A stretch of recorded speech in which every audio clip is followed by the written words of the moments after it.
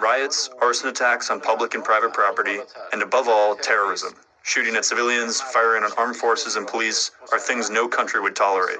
I hope that some countries that have taken very misguided positions will pay attention to the realities on the ground. Look, one death is too much, but I hear much lower numbers and then I hear much higher numbers, but I say save their names because they'll pay a very big price. Well, joining me now is exiled Iranian Crown Prince, His Royal Highness Reza Pahlavi. Your Royal Highness, thanks for being here. Thank you. You are in contact with people on the ground inside Iran? As much as possible in the last 72 hours. As you know, it's been very difficult to access people, but every now and then information gets to us. I was able the night before last to have a FaceTime moment with a few of the people who came right off the street to tell us how the situation was on the ground. I mean, awe and admiration in the courage that they have displayed. But the sad news is that we had more casualties in the last 2 days, 4 times the number of people who were dead as a result of the 9/11 terrorist attack. We're trying to get our head around that. What is the number? That about 12,000 plus. 12,000 plus. That's what we get so far. It might be more, but that's the minimum number that we know so far have been killed by the regime. This is not arrested. This is we are talking about using military weapons, AK-47s, armored trucks to shoot to kill unarmed protesters. Their bodies are being picked up by bulldozers, and they charge each family for the bullet to be able to just retrieve the remains. It's abhorrent what's happening. Obviously, we have no way to verify that independently. We've had reports of 3,000, 4,000 plus. The president's talked about thousands. And he said that it's crossing this red line, and he's going to make a decision. You've been on record before opposing U.S. military intervention in Iran. Are your views different today? Brett, when you have civilians being murdered, massacred in a war that is waged against them by their own government, when the regime orders troops to fire on unarmed crowds, defenseless people, the only way they have a chance to have an equal playing field to overcome this regime is when they cannot neutralize this repressive force. Some additional help is needed. I don't look this as an aggression to a country. I'm talking about helping a nation liberate itself by giving them assistance that cannot otherwise obtain on their own.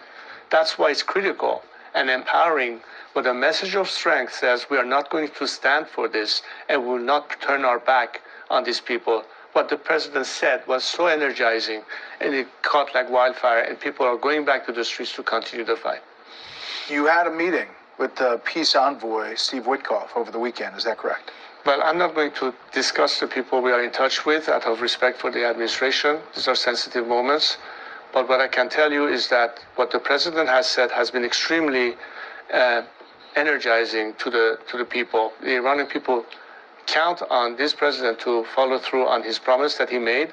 And this is something that will keep them hopeful that this time they're not going to be thrown under the bus as they have before. So getting from point A, where we are, to point B, if the regime, as some people suggest, collapses and the protesters have this moment, what is the model for success? What is the country that you have in mind, or your other protesters have in mind, the model for success? You know, the only way that we can have the ability as a nation to determine our own future is within a democratic process of free election, the formation of a constitutional assembly where the future form of a democratic secular system can be debated and determine what its final form could be. So in the process of transition post-collapse, we have to have a plan of action, which we do.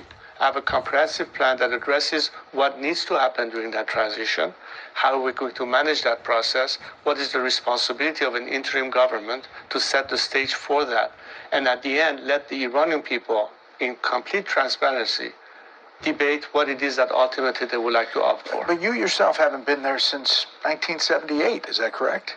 1978 was when I left Iran for the last time. Is there a team on the ground? Are there people? You don't have an army. How does this happen? It's a combination of people who are inside Iran right now that are members of civil society. There are lawyers, experts, economists, university people. We're talking about a very strong polity that despite this regime have been able to survive all these years, and they need to step in to fill the void. A lot of people are ready to step in. There's a counterpart outside that in a sort of hybrid system can help one another in that process. And I think the important thing is to be able to protect their identities to the very end so they are not prematurely exposed, which is why it's not so obvious that we can ask them to, show up and not be immediately endangered. So we have to be very careful about that. But we are constantly in dialogue with them, preparing that transfer. So as soon as this regime collapses, we can immediately engage those forces within and constitute all the elements that will contribute to that. I know you had transition. some meetings on Capitol Hill. Were those positive? I mean, do you get good sense from the lawmakers? I think that many lawmakers on the Hill, regardless of which party they represent, understand how critical it is, especially if you want to promote liberty and democracy, that Western democracies, the U.S. at the top of the list, have a crucial role to play to support the freedom-seeking nations.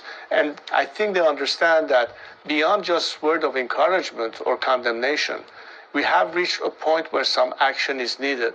Regardless of what the executive branch wants to do, the legislative side has to be in support of anything that can empower a nation, because at the end of the day, it's about empowerment. It's about giving a nation. And we've seen that before. How did apartheid come to an end? Right. How did the Soviet Union collapse? Well, we also saw it in the Green Revolution, which didn't develop, and there was criticism that we as the U.S. didn't do enough to help on the ground. 2009. It is true. Do you think this is the tipping point? It is very different. This is the moment. It is very different, Brett, because the demand now is not just economic hardship or shortcomings or lack of liberalization. We have come to the point where people are just fed up with this regime. They are saying death to the dictator. They want to liberate themselves. And their demand for freedom is met with the most brutal reaction by a regime that is waging war on its own citizens. How else can we liberate ourselves when there's such degree of pressure without having, at some point, an element of backing and support from free nations that stand on the right side of history? Do not throw us under the bus by trying to negotiate or appease a regime that for 47 years has brutalized our nation. Well, it's interesting to hear the president talk, and we'll see what the actions are or are not.